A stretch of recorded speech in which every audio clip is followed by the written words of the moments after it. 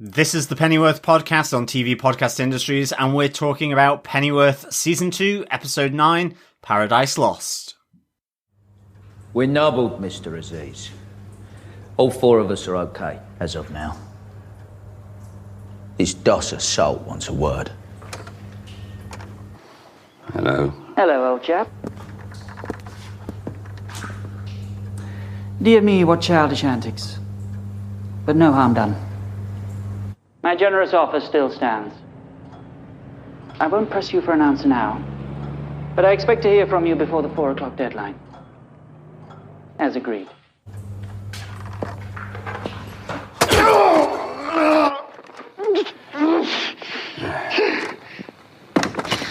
What did you call me? Dosser! That's just the sort of filthy vulgarity we shall stamp out in the very near future. For God's sake, stop that! He has rights. And I'm violating them! What are you going to do about that? We're American citizens. There'll be consequences for this. You're renegades, desperados. Shouldn't think they'll make too much of a fuss if you disappear, do you? Is this what you're fighting for, is it? Sadism and barbarity? Cruelty and strength, I'd call it. But yes, that's what we're fighting for. And do you know why, gentlemen? Because it works.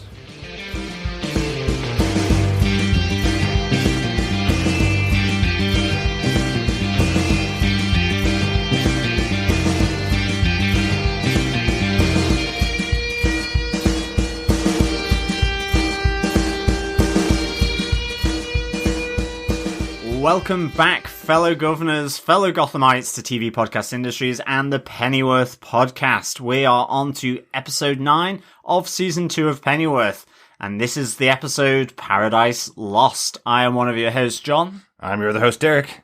The penultimate episode of Pennyworth. Yay, we finally have an answer. There's 2 more episodes left. This is one of them, another one on its way. Yes, and possibly, as we discussed in our last episode, possibly a season 3. Mm-hmm. Don't quote me on that for sure, but certainly it was floated around by the showrunner and writer Bruno Heller on a online virtual Comic-Con.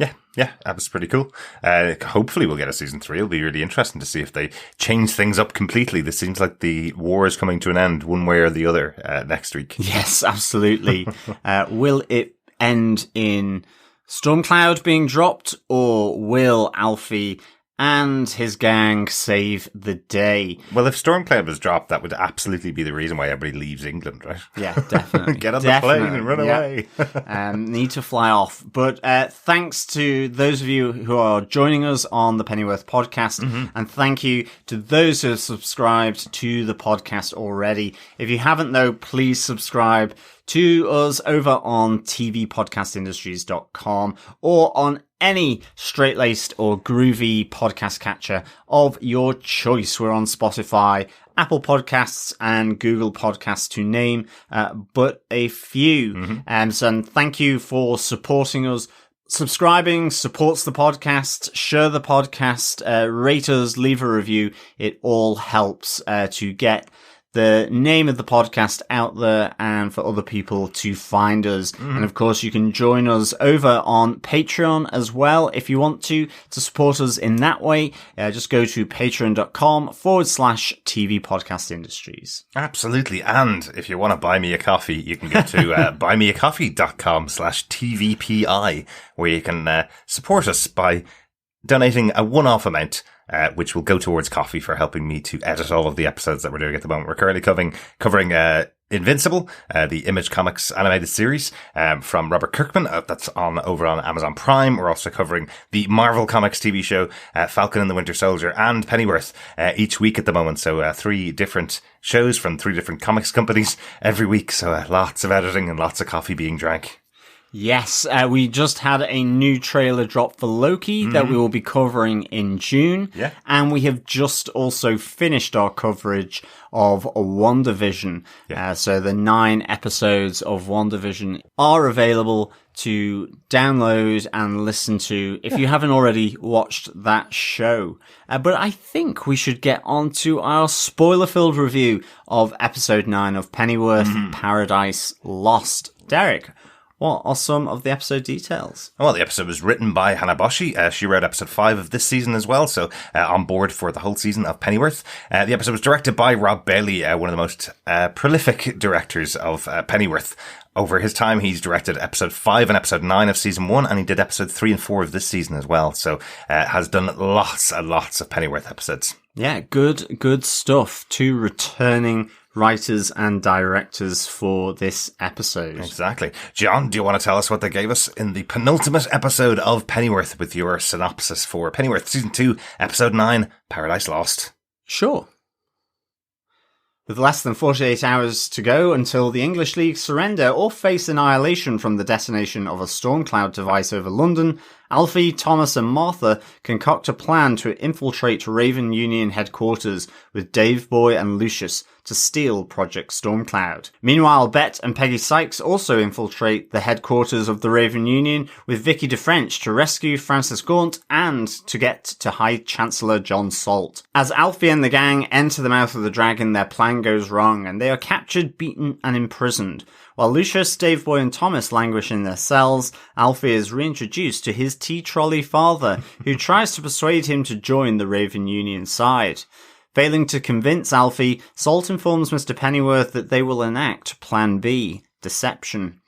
Back in their cells, they have a fortuitous encounter with Bet, Peggy and Vicky DeFrench, who have rescued Francis Gaunt. As Bet and the girls make their way to Salt's living quarters, Alfie and the boys attempt to escape again and fail. In front of John Salt, he gives them a second chance in the ranks of the Raven Union, but is rebuffed. Left with his father, Alfie is offered a chance to escape for a third time, which they seize.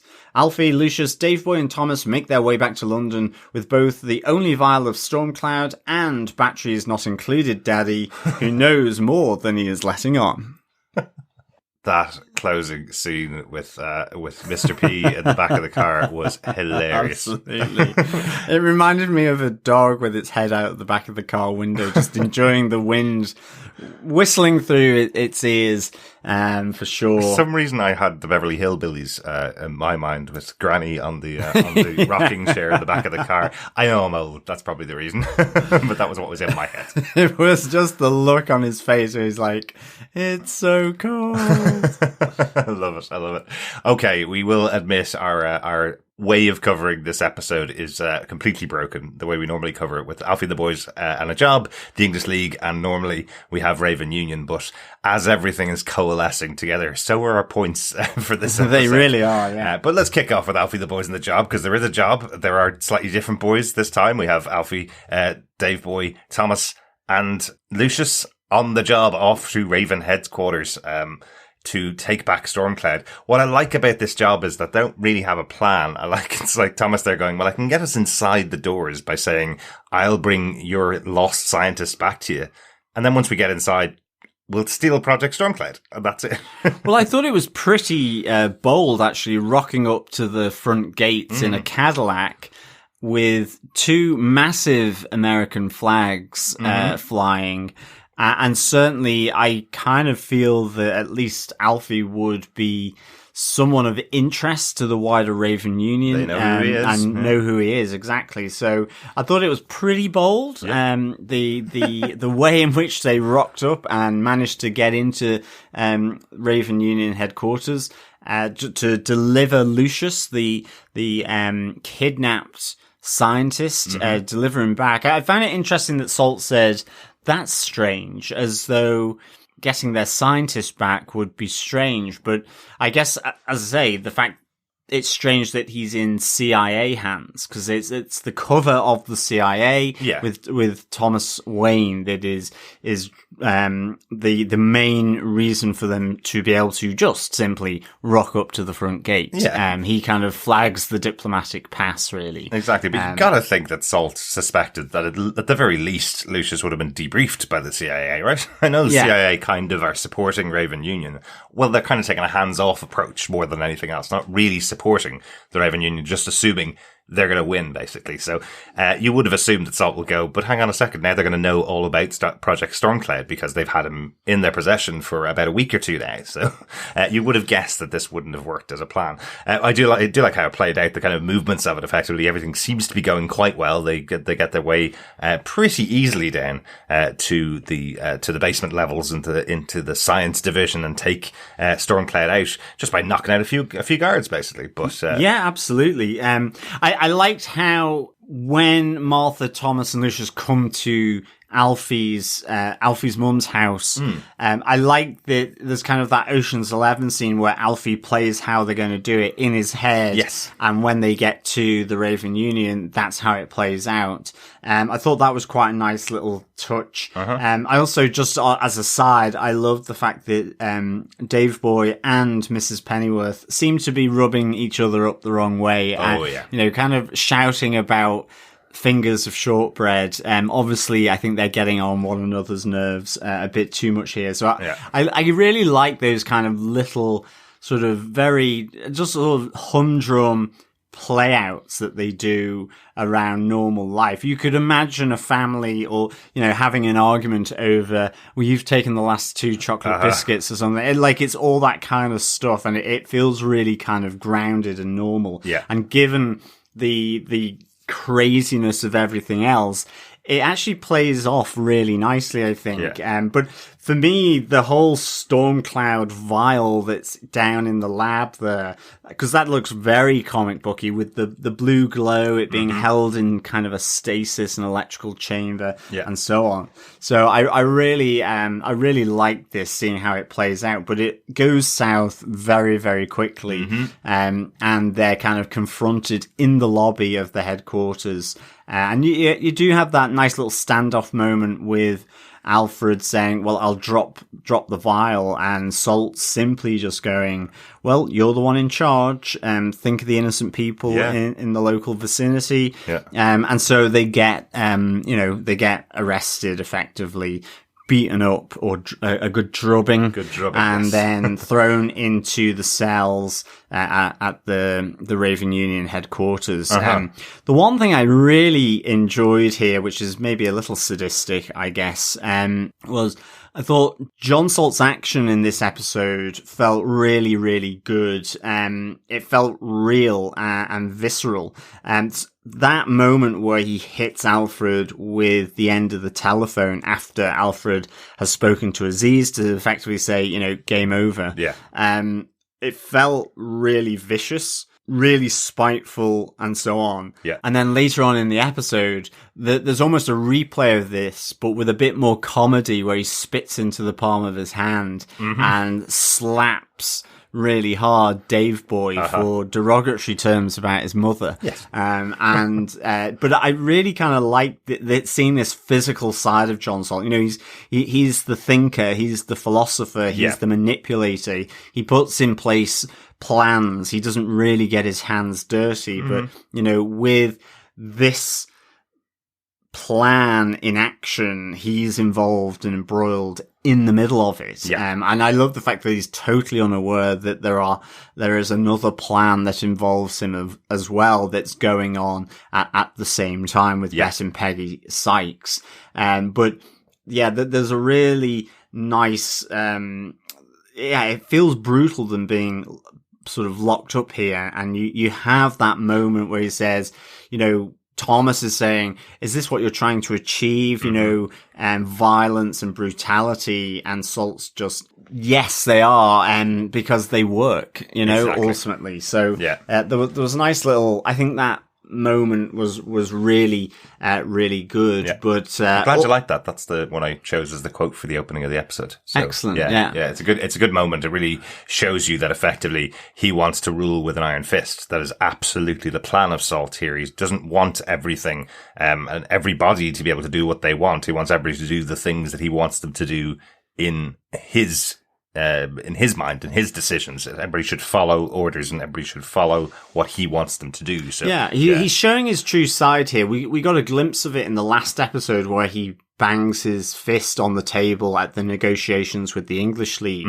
Up till then, and certainly in this episode, he's been playing it meek and mild. It's like, I'm doing your bidding and so on. Yeah. But now he has absolute power here with the Raven Union Council. It seems like that power has extended to dominance over the military, where you felt there was some sort of, not resistance to him, but it was a counterbalance to the council side. So this is really his true colours coming out.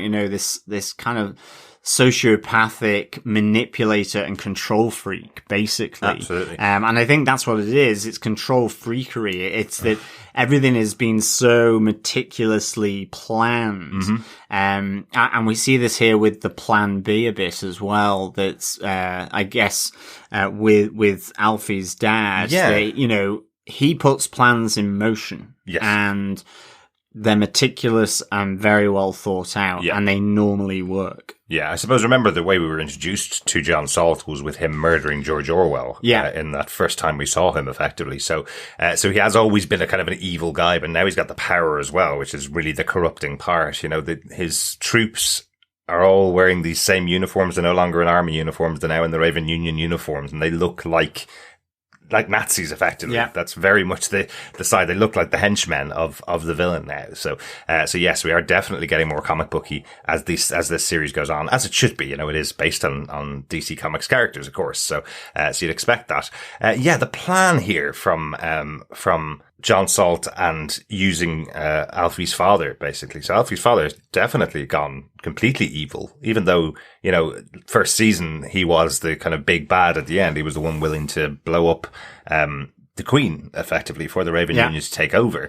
So it's no surprise that he's a bad guy, but how bad he is here, where he's manipulating his own son in order to enact the plan of John Salt. There's even a moment where Alfie's talking to him about how ashamed his mom would be of him, but she'd still probably forgive him. And you think he's being on the level about the fact that he wants to see his wife again. He does love her, but then he says he's willing to let her die because he's willing to watch everybody else lose loved ones. So of course he's going to be willing to let her die. So kind of shining a light on the fact that his final conversation with Alfie there, where he allows him to take the gun and shoot some of the guards, isn't on the level. So very much, this is the other plan. This is the plan B. That's it. I mean, his dad is totally indoctrinated here, and by Salt.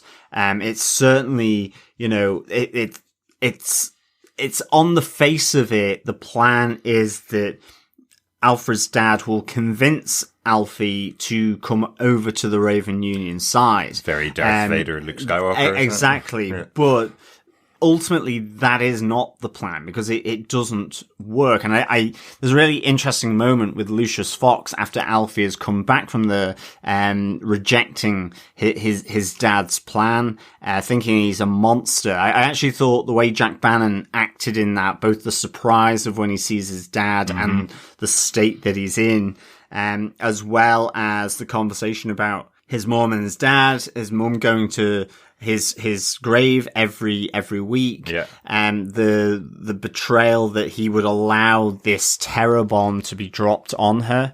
I thought he played that really well. Good, yeah, really good scene. Yeah, but back in the cell, it's I think Lucius, and I'm just wondering whether at least the group has someone in Lucius that recognizes, why would Salt bring his dad and ask him to come over? He know if his dad knows his son, knows that Alfie won't do that. So what's the other play here? And we see Salt informing, as you say, his dad that will have to go with plan B, which with the multiple arrests and failed attempts here at then escape, I think there's at least, there's 3 in total, of which the last one is successful. Yeah. We have Alfie and the gang being freed by Bette and Peggy. And then again, when they're arrested, it's with his dad, who allows Alfred to get his gun to kill the guards, and they escape with his dad. Yeah. But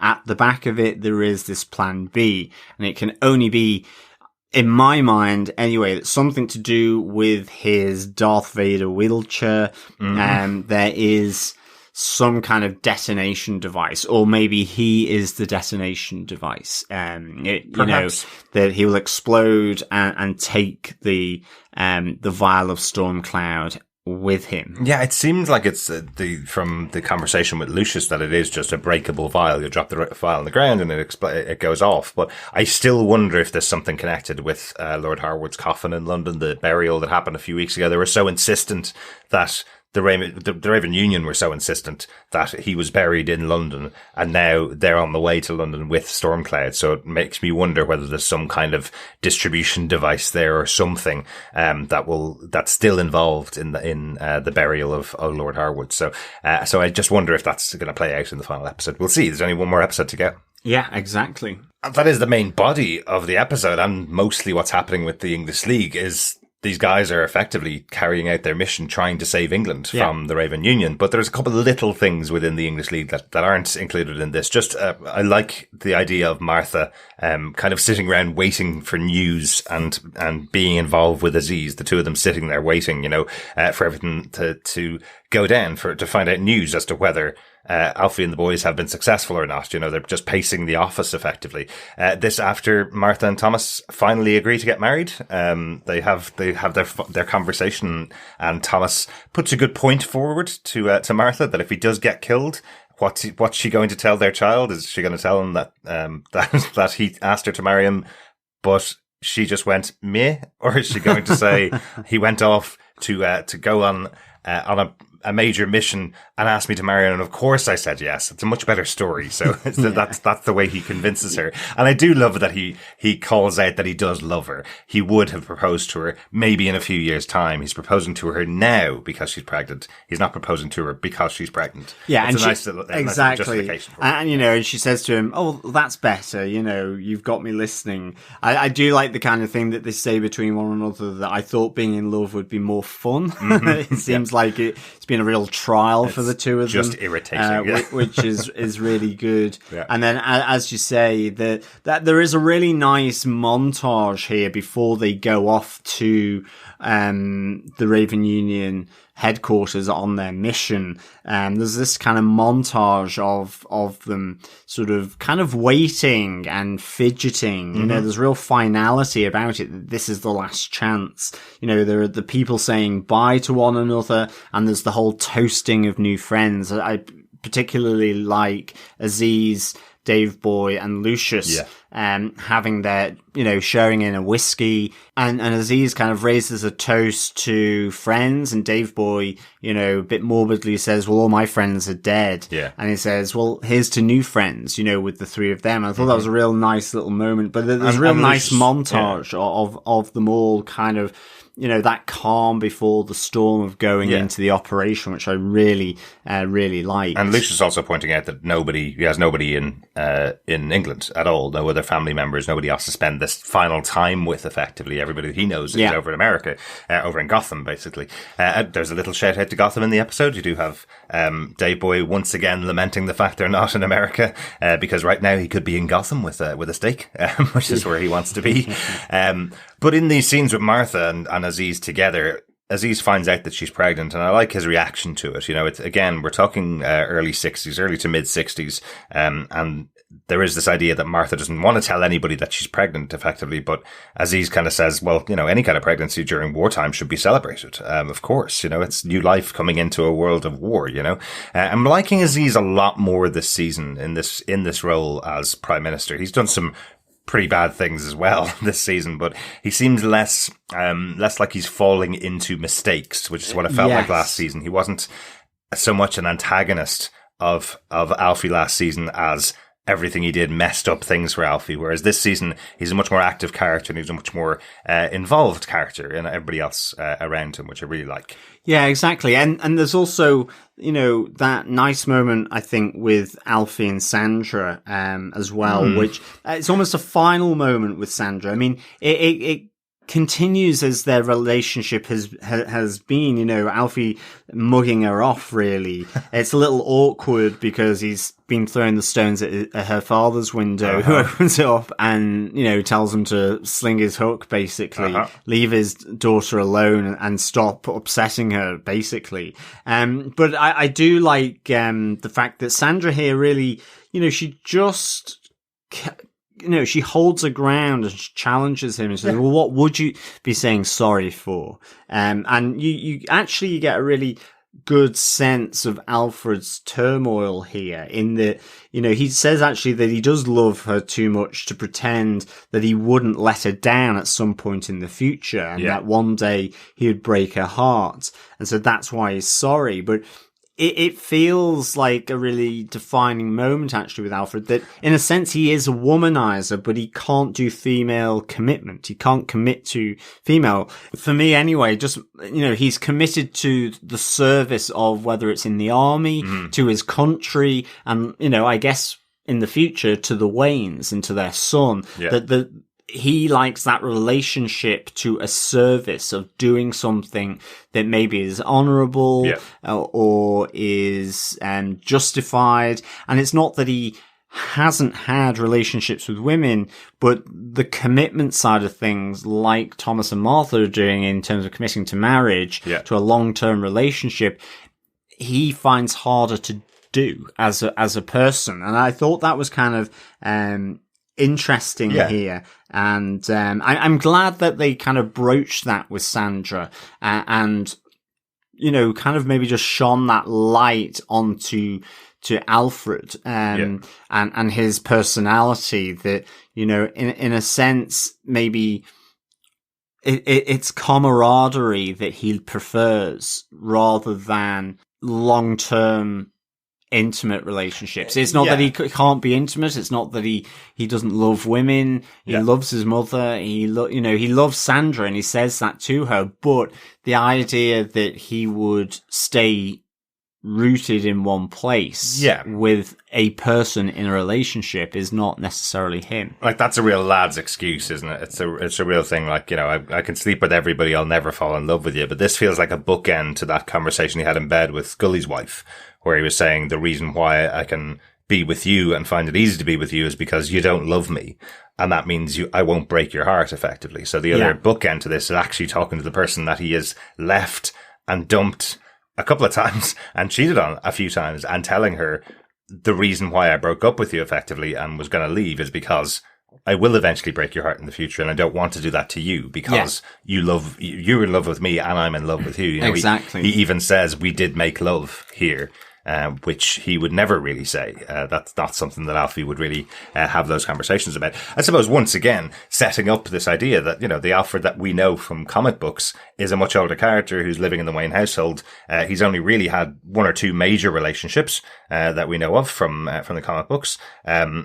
So while the version in Gotham was a bit of a playboy, he had some interactions with Fish Mooney, if you remember, John, back in season 1 of Gotham. He's definitely a ladies' man. He's definitely attractive to other people. But the way that Jack Bannon's playing this character, you'd expect him to be married with kids, So I like that they're creating this separation as a reason why he wouldn't end off with somebody. He's already lost someone that he was engaged with, doesn't want to lose another person, so he's going to sleep around with anybody as long as they don't fall in love, effectively. So I do like that. But speaking of other love stories in this episode, the Aziz Queen of England relationship seems to be continuing this episode. We saw they had a kind of a cheeky kiss last episode when they realized they were going off to die. This episode they have another kiss as he's about to turn himself in and the Queen's off to France. I genuinely think there's a bit of a gag in here from Bruno Heller and from Danny Cannon, who's one of the other creators of Pennyworth. I know they're not royalists. In the back of my mind, I know they're not big fans of royalty in England, and I feel the way they treat the Queen in these episodes is quite funny. It feels completely anti the way you would see Queen Elizabeth all the time. Like the idea that she wouldn't stand up for country, she just leg it off to France when threatened and leave the Prime Minister to deal with it, I think is really funny. Even the idea of the Prime Minister dating the Queen is very funny in its own way. Yeah, exactly. It feels very Austin Powers form of the Queen to some degree, that she's actually a groovy person. It feels more like, say, Princess Margaret, compared to the Queen, where, it's the big sunglasses, it's the socializing, it's the hobnobbing, and she's kind of more, into that. Yeah. And it's kind of an interesting slant on it. And I think, it works well. I like that. It feels a bit like anarchy. Yeah, a little anarchic in terms of the Queen, and because it's very much stiff upper lip, rod in the back, duty and service, exactly. and this is.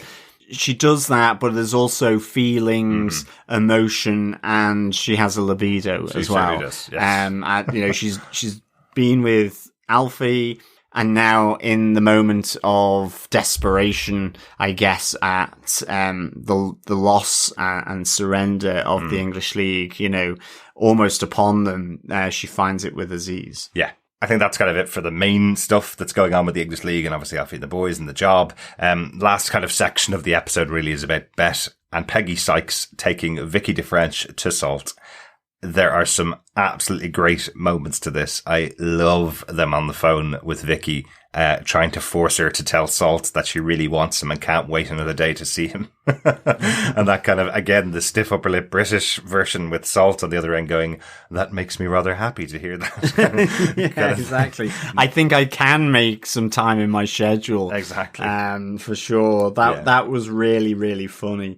I love the fact that you've got Kate, in the Sykes House of Pain, watching Vicky being forced to speak to John Salt in very sexualized terms. Yeah. And Kate is just kind of breaking up laughing. Giggling away to herself, yeah. That's really good. And again, these three come straight through the front gate. No subterfuge in that sense of sneaking over the fence or through the wall. I love that the massive headquarters of the Raven Union has had 2 attacks in the same day from 2 completely different groups of normal people, like no weaponry involved here as they come in to attack effectively.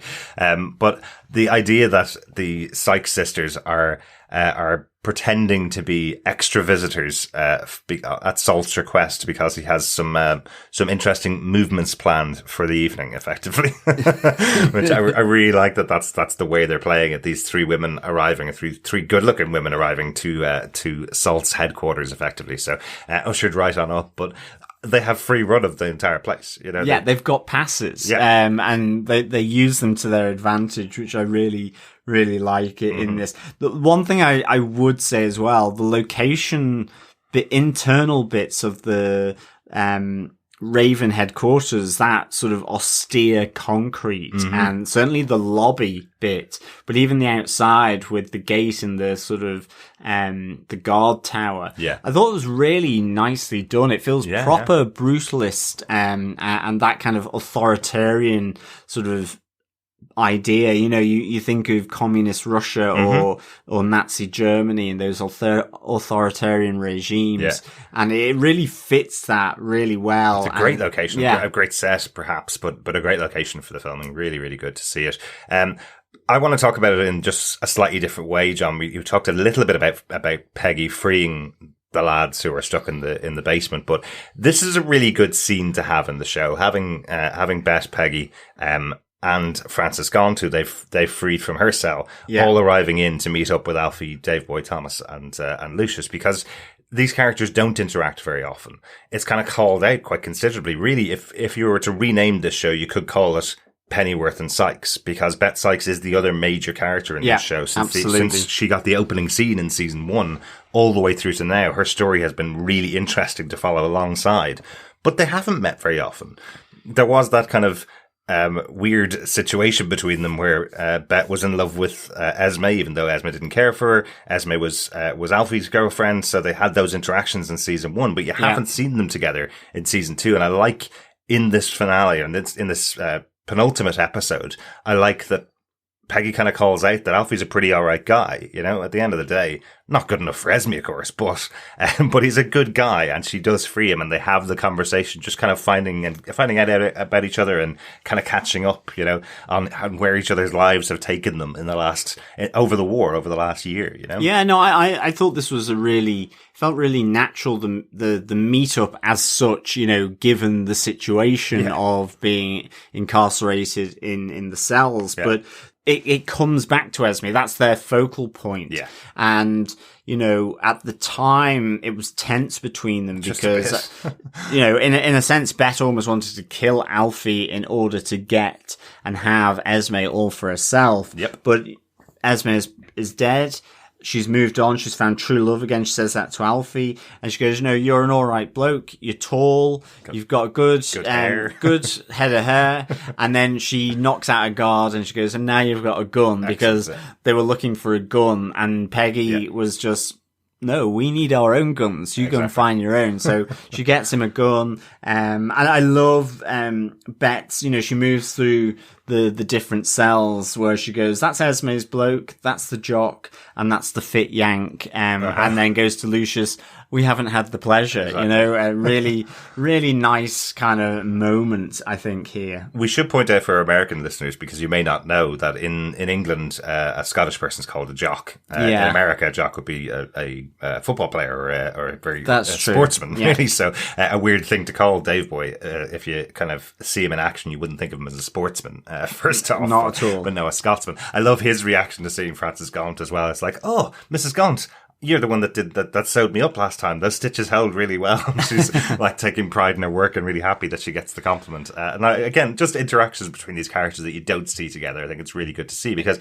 they did spread them all across the board, all across England, in season 2. Lots of characters didn't interact. So getting so many of them together here was great. The other thing as well, the one thing I really liked about the way Peggy was handling herself through all of that, it was as though she owned the headquarters. It was like, "Well, I've got my pass. Yep. I'm entitled to be here. We may have gotten ourselves, you know, lost along the way in this rabbit warren of corridors and rooms, but, you know, every time she came across a guard, it was as though we're entitled to be here. Absolutely. There's a reason for us being here. Here's our pass." And I love that first guard who is guarding the cell of Frances Gaunt, is that, you know, she's holding up the pass, she's making sure and that everything's kind of, you know, below the radar, that they keep their cover in that sense. Yeah. And Bet just pulls out a razor and slices her neck, and you see Vicky kind of about to scream, and she gives a good slap across the face. And I was just like, you know, razor slice and Vicky slap. It was just like classic Bet and Peggy. I really loved these two. It's just, I love the way Peggy and Bet hold themselves and move through the scenes, and through this world. I think it's really, really good. Yeah, and we leave Bet, Peggy, and Vicky in Raven HQ as Alfie and the boys easily get out of the headquarters after a couple of attempts, as you mentioned earlier on. They're off in the car and heading on home, but we still have Bet and Peggy on their way up to Salt's penthouse apartment, effectively. When he left from Mr. Pennyworth, he said he was going off to grab his lunch, so I presume he was on the way up to the penthouse where he'll meet the ladies. So that'll obviously be the way we start out the final episode of season 2 of Pennyworth next week. Yeah, I really hope so. I want to see Salt be face to face with the Sykes sisters for sure.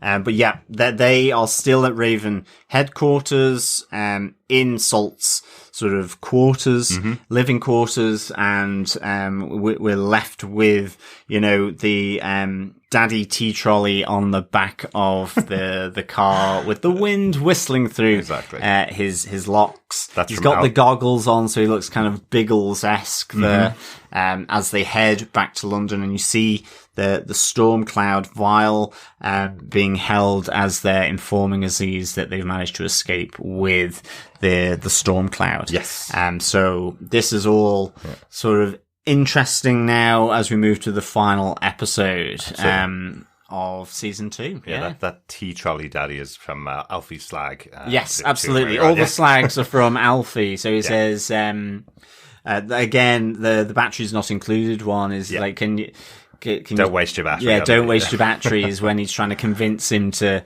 turn to the Raven Union side. So yeah.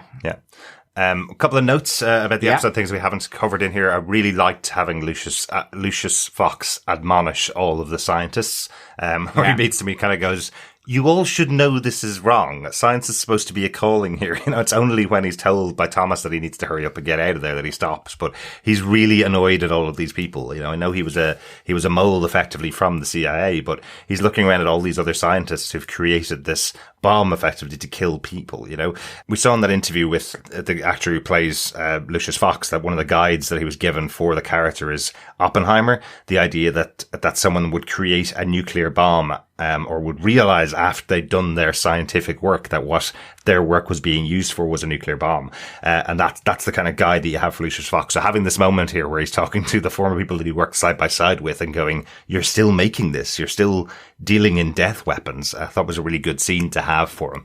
Because we haven't had a huge amount of Lucius this season. He was introduced quite late, in the show. And we've only had a few kind of moments with him, but seeing more of his character is really important. No, it was a nice little touch. The other thing I really enjoyed was the Raven Union blimp over London with the big neon surrender. I thought that was just so funny. Yeah. It's been so central from Gotham all the way through to now. Seeing the blimps overhead big cities is a real thing in the DC world, or in at least Bruno Heller's version of DC. So having this blimp over London with surrender written across it, flashing back and forth, I thought was hilarious. And that's what you see when Thomas is sitting at home writing his letters to his mom to explain that he's getting married to someone she's never even met. You see the surrender blimp outside the window at the same time. So just showing what dire peril they're in, I suppose. Definitely. That's definitely my favourite little background moment from the episode. Final one is just to call out the poem that's being recited by Frances Gaunt when she's alone. Just because the title of the episode is Paradise Lost, I was assuming it would be Paradise Lost that she was reciting in there, because she has lost everything effectively. But she's not. She's reciting Kubla Khan, the poem by Coleridge. So just an interesting, I suppose, surprise for me that that's not what she's reciting. But there you go. And finally, for me, for the episode, my quote for the episode, something that I didn't understand and I had to look up. As usual, we explained these on the episode. Just Mrs. P, when she's talking to Alfie and Thomas and Martha about their plan, and she calls out the phrase, "Who'll put the bell on the cat," about Alfie being involved in this plan. That's actually from a fable, effectively, about a court of mice who are trying to work out how they will deal with their greatest enemy. One of the mice comes up with a great plan of putting a bell on the cat, because when they have a bell on, they will all be forewarned of the cat coming, and everybody thinks it's a brilliant idea. And then the oldest member of the mice court says, "But who's going to put the bell on the cat?" Of course, completely undermining the entire plan. So if you come up with an idea, you also have to work out who it is that's going to carry out that idea effectively. Yeah, exactly. Is what it means. There's also, I think, Alfie, when he's hugging his mum, saying that he'll be all right, he says about, and just before he goes on the mission, he says, "It'll be cake. It'll be cake." And I think that is ultimately a reference to it'll be easy as making a cake. Or it's a piece of cake. Yeah, or it's a piece of cake. Yeah. It's easy. Everyone likes to eat cake. There's nothing hard in it. You know, and the same with making one. Unless it's a rock sponge. So, it's, I think it's just an abbreviation of that, but I was thinking, what's he talking about? What on earth is he talking about? It'll be cake. It'll be cake. Excellent. Okay. That's it. That's all I have for the episode. Anything else to add, John? No, nothing from my side. Well, overall, what did you think of the episode? How would you rate it, John? I would give this 4 Daddy Tea Trolleys out of 5. I thought this was really nice consolidation of the series coming to that crux of the matter of Alfie and his group working together, having the intersection with them, with Bet and Peggy, and their storyline. And, you know, I think Thomas and Martha was really important about their feelings for one another, as well as Alfie and Sandra. I thought that was a real nice little consolidation. And I think that, you know, the 2 parts here, I think really played out quite nicely.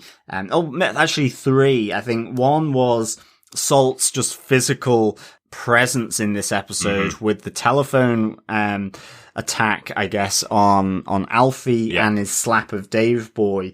But I loved Jack Bannon, both in terms of his conversations with Sandra, but also the shock, surprise, and admonishment of his father. You know, that relationship's really tense. It's really difficult because of what's gone under the bridge. It was certainly difficult when he blew him up with dynamite last season. Well, exactly. And so I think Jack Bannon played that really well, to be honest. And the third one was just the Sykes sisters. I think, you know, they bring pure class every time they're on the screen. So for me, it's 4 Daddy Tea Trolleys out of 5. Yeah.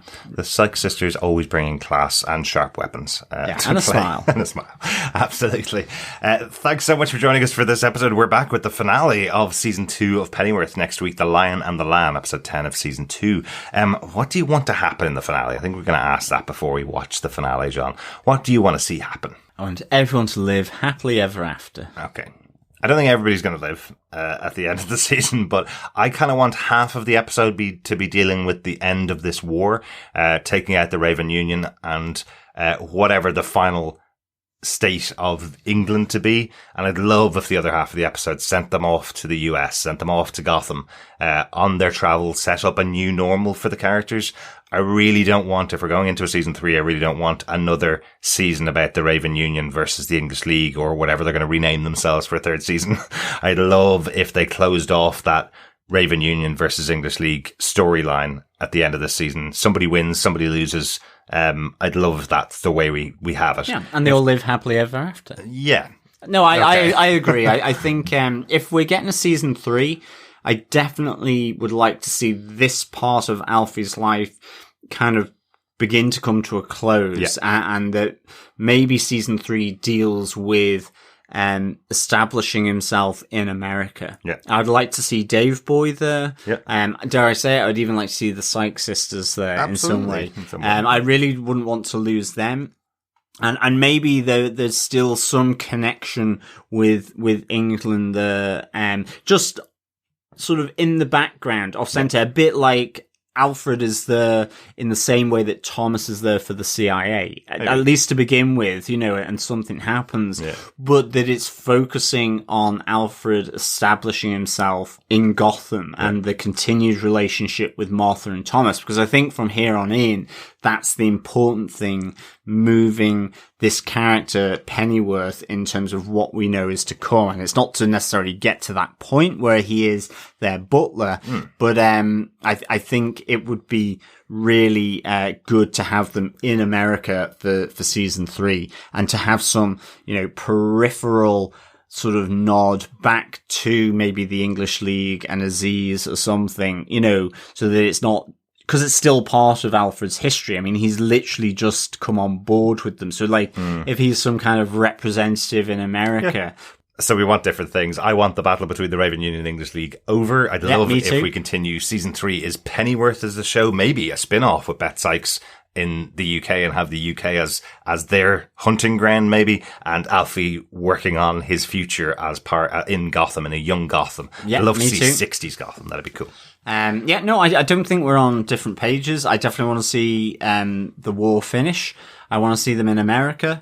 I don't know whether we will ever, given this is a spin-off in a sense of a previous show, I don't think there'll be a spin-off of this show. But I'd like to, just because it's early days of Alfred in America, you know, it's not going to suddenly be with him as butler to Martha and Thomas. So, you know, that link back to his country makes sense in some ways, and I think it might be an opportunity, not to say that the actors will be there, just be almost name references possibly, but it may be possible that some of the characters that have been so memorable, like Bet and Peggy, make their way over to Gotham. I mean, I could see Bet and Peggy Sykes in Gotham. I'd say they'd fit in quite well. I think they really would fit in quite well. Whatever decade we're going to be set in for Pennyworth and Gotham, that would be really good if we'd say that next season. But we only have a week to wait for the final episode of season 2 of Gotham, the Lion and the Lamb. Looking forward to it. Thanks so much for joining us for this episode of Pennyworth. Hopefully you're joining us for other podcasts. If you're not already, you can subscribe to the podcast on tvpodcastindustries.com and get our coverage of Invincible and Falcon the Winter Soldier, which we're also covering each week. Otherwise, we'll see you next week for the finale of Pennyworth. Yeah, thank you so much, Gothamites and fellow governors, for joining us for this episode of Pennyworth. It has, as always, been a pleasure. So we'll speak with you again next time. Bye. Bye.